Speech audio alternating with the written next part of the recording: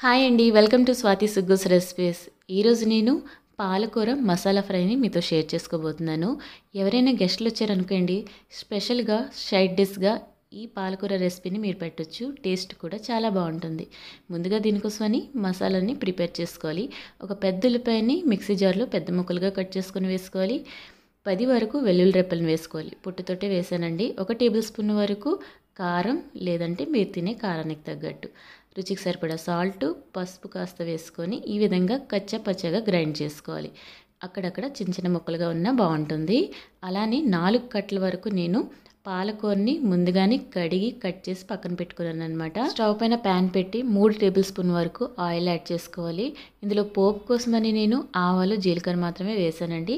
Half tea spoon వరకు ఆవాలు, జీలకర్ర వేసుకున్నాక ఒక ఎండుమిర్చిని, కొద్దిగా కరివేపాకుని వేసుకొని పోపుని దోరగా వేయించుకున్నాక మనం ముందుగా గ్రైండ్ చేసి పెట్టుకున్న మసాలా ఉంది కదా, మసాలా ఇందులో వేసుకోవాలి.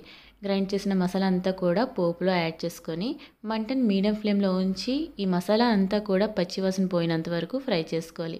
ఈ విధంగా చూసారు కదా, ముద్దగా అయ్యి కాస్త ఆయిల్ కూడా బయటికి రిలీజ్ అయింది. ఆ టైంలో మనం ముందుగా కట్ చేసి పెట్టుకున్న పాలకూరని యాడ్ చేసుకోవాలి.